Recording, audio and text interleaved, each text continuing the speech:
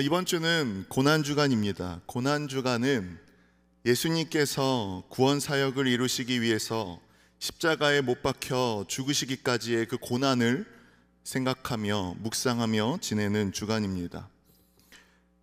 오늘은 바로 우리를 위해서 죽으신 예수 그리스도에 대해서 함께 나눠보려고 합니다. 여러분은 기독교에서 가장 중요한 것이 무엇이라고 생각하십니까?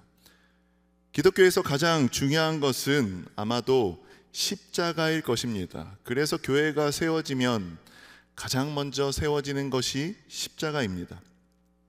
저희 교회 본당에도 저희 교회에도 십자가가 세워져 있습니다.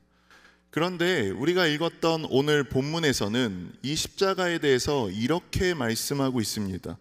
우리 한번 18절 다시 한번 읽어보도록 하겠습니다. 18절입니다.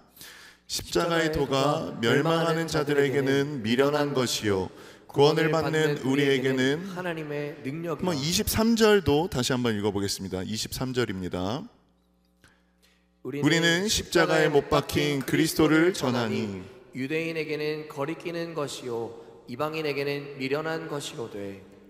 네, 오늘 말씀에서는 십자가는 멸망당하는 자들에게는 미련한 것이고 구원을 받는 우리에게는 능력이라고 말씀하고 있습니다. 그리고 유대인에게는 거리끼는 것이고 이방인에게는 미련한 것이다라고 말씀하고 있습니다. 제가 전에 한번 말씀드린 적이 있었는데 저에게 친한 친구가 있는데 이 친구는 초등학교, 중학교, 고등학교, 군대까지 같이 갔던 친구입니다. 근데 이 친구는 교회를 다니지 않고 절을 다녔습니다.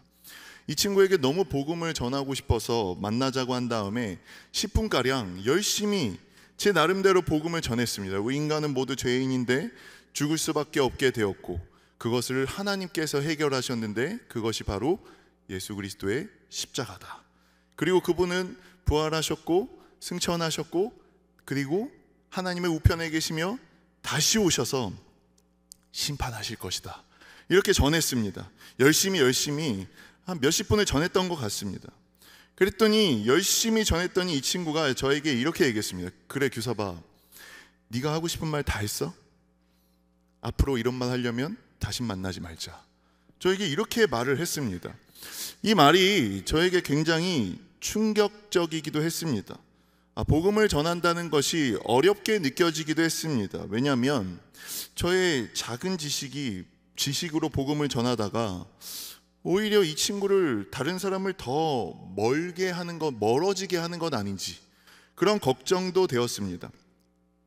아마도 우리가 복음을 전하는 데 있어서 어려움을 겪는 이유가 여기에 있을 것 같습니다.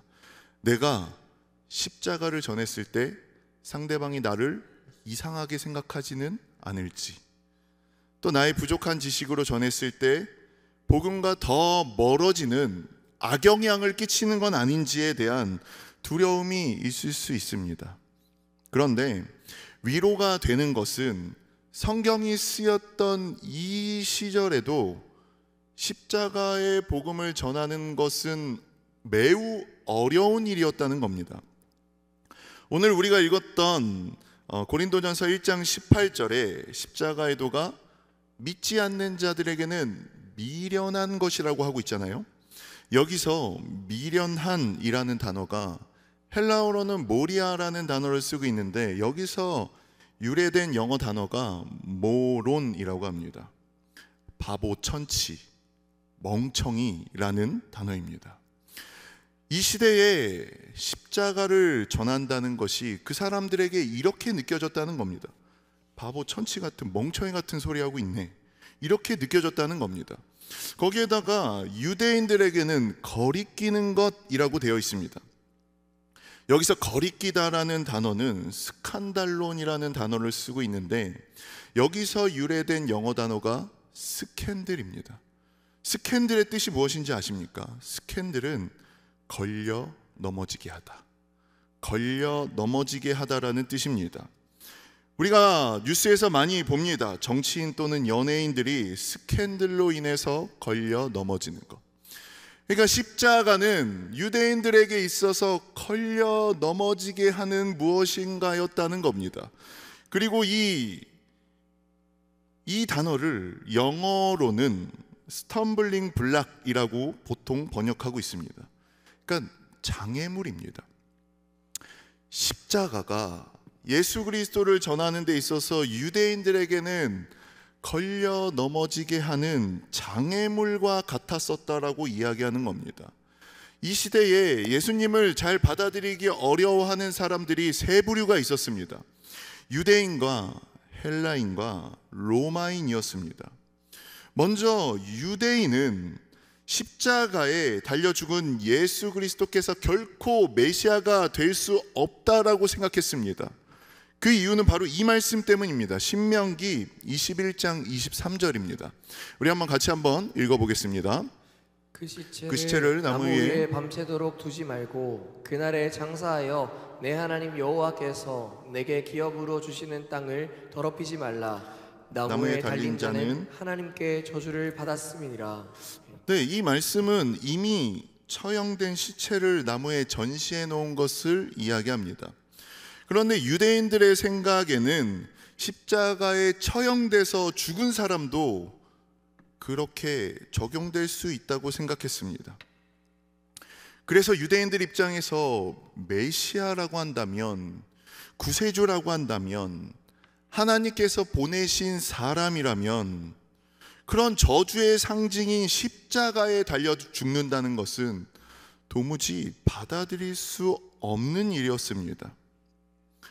하나님께 저주받은 사람이 인류를 구원한다는 것, 메시아가 된다는 것 도저히 받아들일 수가 없었습니다.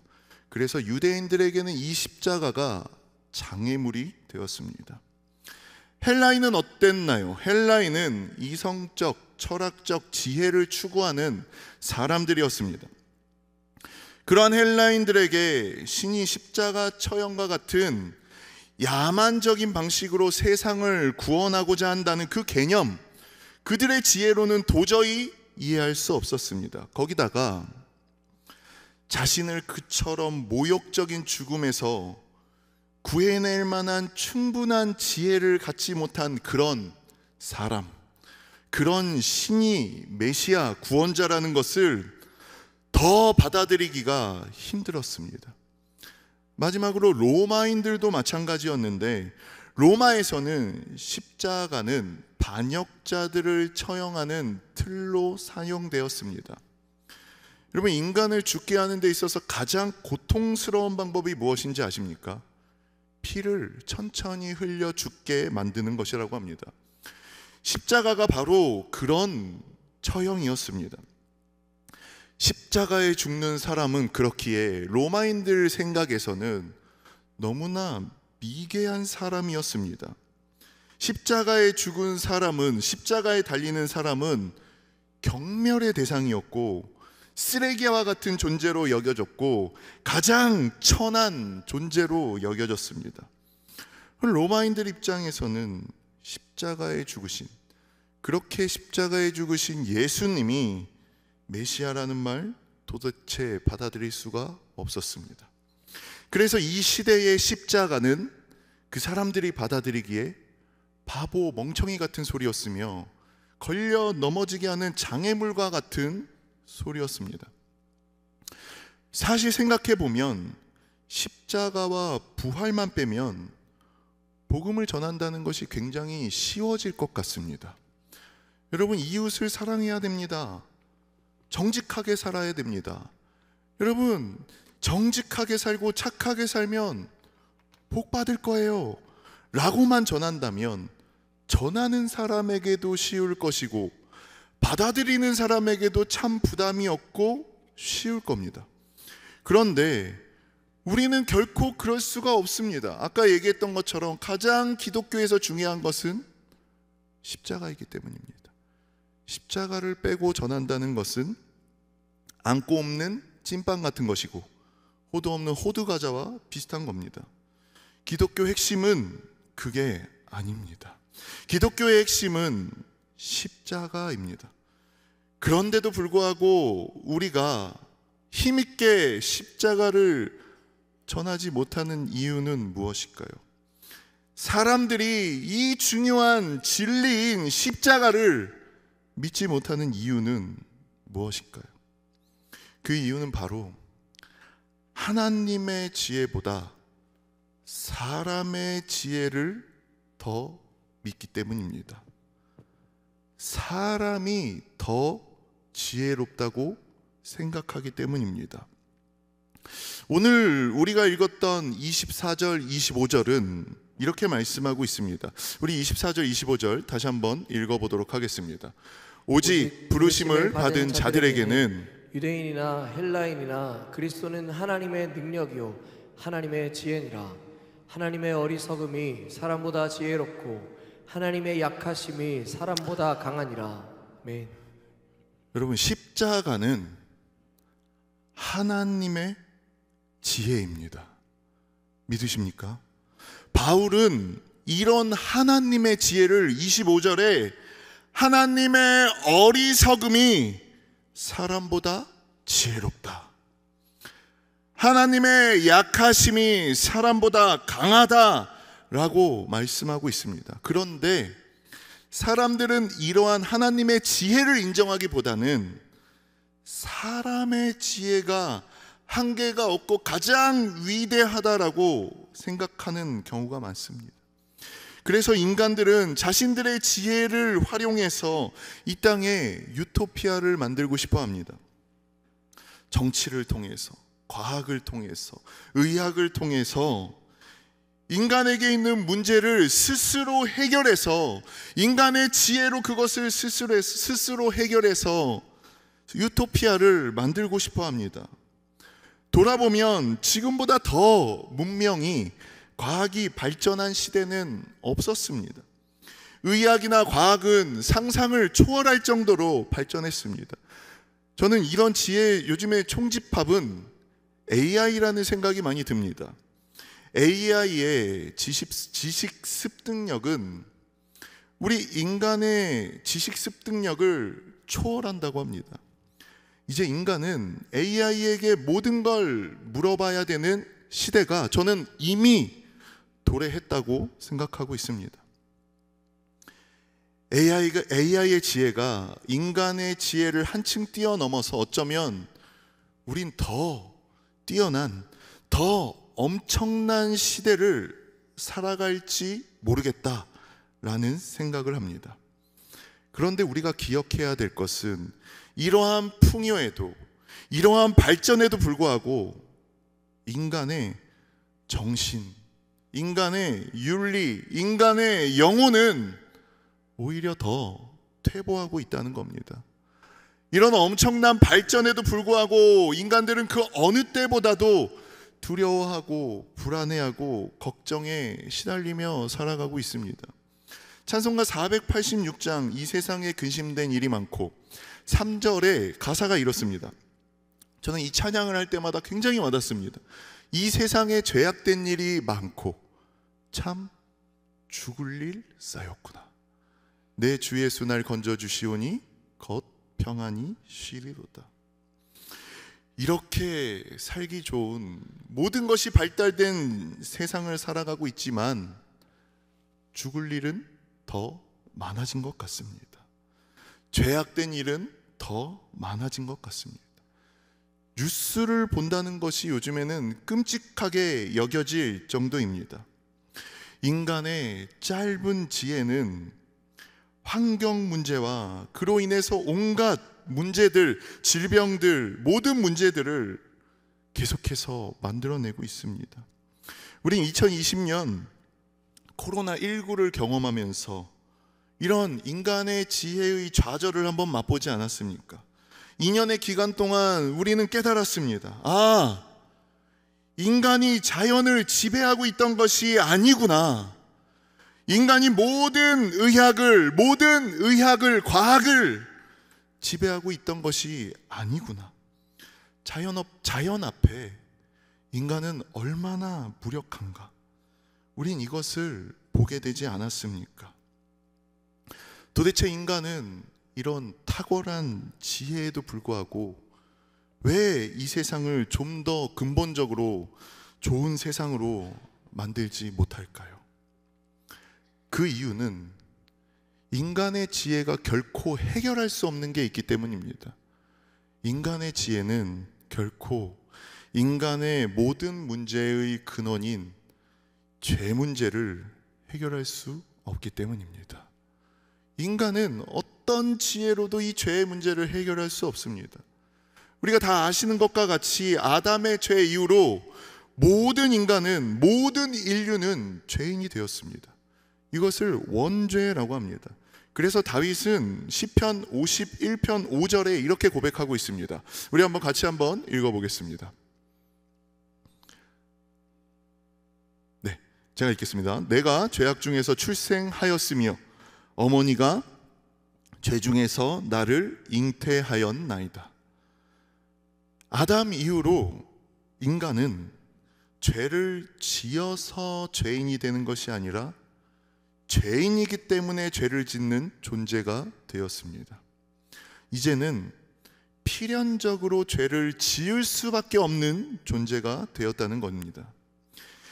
인간은 모두 다 죄인이 되었습니다. 그래서 이 세상에 일어나는 모든 일은 바로 인간의 죄 때문입니다. 아까 말씀드렸던 것과 같이 뉴스를 보면 시대가 너무 악하다 생각이 듭니다. 어떻게 이렇게 시대가 악한가라는 생각이 들죠. 그런데 성경을 구약부터 차근차근 읽어보면 아담 이후로 인간은 여전히 악했습니다. 시대는 늘 악했습니다. 1000년 전의 역사도 죄의 역사였고 2000년 전으로 돌아가서 봐도 역사는, 인류의 역사는 아담 이후로 죄악의 역사였습니다. 이렇듯 인간은 아무리 지혜를, 집단 지성을 이룬다 하여도 이런 자연 문제를 해결할 수 없듯이 인간은 죄의 문제를 해결할 수 없습니다. AI가 모든 지혜를 뛰어넘는다고 합니다. 그런데 저는 장담합니다. AI로 인해서 아무리 지혜가 발달한다 하여도 인간의 죄의 문제는 해결할 수 없을 것입니다. 인간의 죽음의 문제, 죄의 결과인 죽음의 문제는 해결할 수 없을 것입니다. 그런데 우리 하나님은 하나님의 지혜로 그 문제를 해결하셨습니다. 바로 예수 그리스도의 십자가입니다. 수천 년 동안 인간의 지혜와 풍요로 결코 도달할 수도 없고 해결할 수도 없었던 그 죄의 문제를 하나님은 하나님의 지혜로 해결하셨습니다. 만약에 인간의 지혜로 하나님인 이 지혜인 십자가를 계속해서 무시하고 계속해서 인간의 지혜만을 의지한다면 우리는 더 많은 고난과 고통 가운데 내던져지게 될 것입니다. 인간의 지혜에는 한계가 있다는 것을 깨닫고 하나님의 지혜에 나를 내맡겨야 합니다. 거기에 우리의 인생을 내맡기지 않는 이상 지금까지와 같이 앞으로도 우리의 인생은 소망이 없을 겁니다. 존 스토트는 이 부분을 이렇게 이야기합니다. 제가 읽어드리겠습니다. 신앙과 불신앙이 가장 크게 갈라지는 곳은 바로 십자가에 대한 각자의 태도에서이다. 신앙이 영광을 발견하는 바로 그곳에서 불신앙은 수치를 발견한다. 헬라인에게 어리석은 것으로 보였고 더 나아가 자기의 지혜를 의지하는 현대의 지성인에게도 어리석게 비치고 있는 것이 바로 하나님께는 지혜인 것이다. 십자가는 하나님의 지혜입니다. 그리고 이제 그 십자가를 믿게 되면 그 안에서 하나님의 진짜 무한한 영광을 바라보게 됩니다. 여러분은 바로 그 하나님의 지혜인 십자가를 믿으십니까? 십자가의 도가 믿는 우리에게는 하나님의 능력이 됩니다. 근데 정말로 저는 이게 굉장히 신기하다는 생각이 들었는데, 우리가 이 하나님의 지혜인 십자가를 받아들이고 이것을 믿기 시작하게 되면, 예수 그리스도를 나의 구주로 받아들이게 되면 그 이후부터는 십자가를 믿는 것보다 십자가를 부인하는 게 더 어려워집니다. 우리의 선조들은 십자가의 신앙을 지키기 위해서 그들의 목숨까지도 바쳤습니다. 왜 목숨까지 바쳤을까요? 십자가를 부인하지 않기 위해서 목숨까지 지켰던 그 이유는 바로 십자가에 생명이 있기 때문입니다. 십자가에 진짜 생명이 있기 때문입니다. 십자가가 우리를 구원해주는 생명이기 때문입니다. 이제 이렇게 믿게 되면, 이것이 나의 생명이 되기 시작하면 부인할 수가 없습니다. 부인하는 게 더 어려워집니다. 만약 여러분에게 예수 그리스도를 부인해봐라, 한번 예수 그리스도는 하나님이 아니시다라고 고백해봐라 라고 한다면 여러분 하실 수 있겠습니까?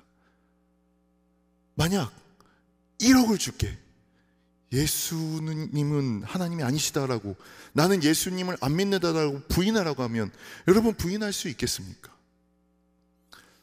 금액이 좀 애매한가요? 한 100억 정도 생각해봐요. 100억을 준다면, 1000억을 준다면 부인할 수 있겠냐고요? 아마도 못 하실 거예요. 왜냐하면 이제는 예수 그리스도의 십자가가 나의 생명이 되었기 때문입니다. 그리고 그 십자가가 나의 생명보다도 더 소중한 진리가 되어버렸기 때문입니다.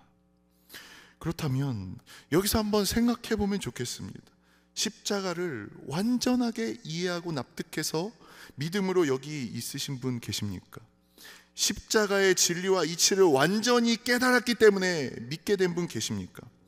아마 그런 분은 거의 없을 겁니다. 십자가는 완전한 이해로 받아들인다기보다는 누군가에 의해서 선포되어지고, 그 십자가는 믿음으로 반응하게 되는 것이기 때문입니다. 내가 십자가에 죽어야 하는데 예수님께서 대신 십자가를 짊어지시고 죽으셨다는 이 진리가 성령으로 말미암아, 그 은혜로 말미암아 믿어지기 시작했고, 이것이 나를 구원하는, 나를 구원할 영원한 생명으로 이끄는 생명이 되었습니다. 이 진리는 나의 생명이 되었고, 아니 내 생명보다 더 소중한 진리가 되었습니다. 우리의 지혜로 되었습니까? 우리의 지혜로 이것을 받아들였기 때문에 되었습니까? 아니요, 하나님의 지혜로 일어나게 되었고 우리는 그것을 믿게 된 겁니다. 그런데 가만 보면 이런 생각이 듭니다. 왜 우리는 자꾸 다른 사람에게 십자가를 이해시키고 싶어 할까? 이해하지 못할까봐 두려워 왜 하고 있을까? 여러분, 이것을 기억하시기 바랍니다. 하나님의 지혜는 이해되는 것이 아니라 믿게 되는 것입니다. 무한하신 하나님의 지혜를 유한한 인간이 이해할 수 있겠습니까? 어떻게 그것을 다 이해할 수 있겠습니까? 하나님의 지혜는 믿게 되는 것이고, 그 믿음까지도 놀랍게도 하나님께서 하시는 겁니다. 우리가 할 수 있는 일은 그것을 믿는 것이고, 단지 그 하나님의 은혜를, 지혜를 전하는 것 뿐입니다. 이러한 하나님의 지혜를 인정하십니까? 인간의 지혜보다 뛰어난 하나님의 지혜를 믿으십니까? 믿으십니까? 네, 믿으시나요, 여러분? 네. 그럼 한 번 더 이렇게 한번 인사해 보면 좋겠습니다. 우리 옆에 분하고 한 번 더, 하나님의 어리석음이 사람보다 지혜롭습니다. 한번 이렇게 인사해 보면 좋겠습니다. 하나님의 어리석음이 사람보다 지혜롭습니다. 그것이 바로 여러분 십자가입니다. 그러면 그렇게 십자가를 받은 우리는 어떤 인생을 살아야 할까요? 마가복음 11장을 보면 예수님께서 고난주간 십자가에 죽으시기 위해서 예루살렘에 입성하시는 내용이 나옵니다. 예루살렘에 예수님께서 가까이 오셨을 때 예수님께서 이렇게 말씀하십니다. 마가복음 11장 2절과 3절입니다. 읽겠습니다. 이르시되 너희는 맞은편 마을로 가라. 그리로 들어가면 곧 아직 아무도 타보지 않은 나귀 새끼가 매어 있는 것을 보리니 풀어 끌고 오라. 만일 누가 너희에게 왜 이렇게 하느냐 묻거든 주가 쓰시겠다 하라. 그리하면 즉시 이리로 보내리라 하시니. 제자들을 보내시면서 아무도 타보지 않는 나귀 새끼를, 매여 있는 나귀 새끼를 풀고 오라고 합니다. 그런데 누가 그거 왜 가져가냐라고 묻거든 이렇게 말씀하라고 합니다. 주가 쓰시겠다 하라. 이 표현 참 멋있지 않습니까? 주가 쓰시겠다 하라. 정말 사람들이 와서 물어요. 그거 왜 가져갑니까? 이렇게 얘기합니다. 주가 쓰시겠다고 했습니다. 제자들은 주가 쓰시겠다 하라 이 한 말씀에 순종하여 나귀를 가지러 갔고, 나귀의 주인들도 주가 쓰시겠다 하라 이 한마디에 순종하여 드렸습니다. 하나님의 지혜를 받아들이고 예수 그리스도를 나의 구주로 받아들였다면 우리는 이 한마디에 순종하는 인생이 되면 됩니다. 그것은 바로 주가 쓰시겠다 하라. 하나님의 말씀은 이렇게 하나님의 일에 쓰임받은 사람들의 기록입니다. 누가 얼마나 위대한 일을 했는지가 아니라 어떻게 하나님 앞에 쓰임받은 순종의 사람이었는가, 이것을 기억하고 있습니다. 주가 쓰시겠다 하라 이 한마디에, 이 한 말씀에 순종하는 우리 성도님들 되실 수 있기를 이 시간 소망합니다. 반대로 11장에 또 다른 부류의 사람들이 나오는데 이 사람들은 바로 무리들입니다. 11장 8절에서 10절을 보면 많은 사람들이 자기들의 겉옷을, 또 다른 이들을 들에서 벤 나뭇가지를 길에 펴며 앞에서 가고 뒤에서 따르는 자들이 소리질러 이렇게 외칩니다. 호산나 찬송하리로다 주의 이름으로 오신 이여. 찬송하리로다 오는 우리 조상의 나라여. 가장 높은 곳에서 호산나 하더라. 최고의 극찬을 하며 최고의 영광을 지금 돌리고 있습니다. 이 무리들이 지금 예수님께 이렇게 영광 돌리고 있는 이유가 무엇입니까? 죄에서 구원을 원해서가 아니라 로마의 압제로부터의 구원을 원했기 때문에 최고의 찬사로 예수님을 지금 맞이하고 있는 겁니다. 하지만 그들은 그들이 원했던 메시아가 아니라는 것을 깨닫고 완전히 돌변해서 이렇게 외칩니다. 마가복음 15장 13절입니다. 우리 같이 한번 읽어보겠습니다. 그들이 다시 소리 지르되 그를 십자가에 못 박게 하소서. 그렇게 찬양하고 영광을 돌렸지만 자신이 원하는 메시아가 아닌 것을 알고 그를 십자가에 못 박게 하소서라고 외칩니다. 여러분, 이걸 보면 무리들도 찬양할 수 있습니다. 무리들도 잠시 순종할 수 있습니다. 무리들도 잠시의 기적을 맛볼 수 있어요. 하지만 무리가 할 수 없는 것이 있습니다. 무리는 주님 앞에 손해보는 것을 할 수 없습니다. 무리는 주님 앞에 나의 삶을 드릴 수는 없습니다. 무리들은 주님 앞에 순종할 수는 없습니다. 그 앞에 전적으로 나의 삶을 맡길 수는 없습니다. 나는 어떤 사람입니까? 주님께서 주가 쓰시겠다라고 말씀하실 때 그 한마디면 거기에 순종하며 경배하며 나아가는 사람입니까? 아니면 주님을 찬양도 하고 경배도 하고 기도도 하지만 나의 뜻대로 되지 않을 때 그를 십자가에 못 박으라 라고 외치며 경멸하는 무리와 같은 사람입니까? 하나님의 지혜로 말미암아 우리 예수님은 그 생명까지도 내어주셔서 우리의 죄의 문제를 해결하셨습니다. 그리고 그 십자가는 이제 우리의 생명이 되었고 진리가 되었습니다. 그렇다면 우리는 무엇을 해야겠습니까? 고난주간입니다. 한 주간 이 하나님의 지혜인 십자가를 깊이 묵상하시면서 주가 하시겠다라고 말씀하시는 이 한마디에 순종하며 쓰임받기를 기뻐하며 순종하는 저와 우리 성도님들 되어서 하나님께 참된 기쁨이 되며 이 땅에서의 참된 생명의 풍성함을 누리며 나아갈 수 있는 저와 우리 성도님들 되실 수 있기를 우리 주님의 이름으로 축원합니다.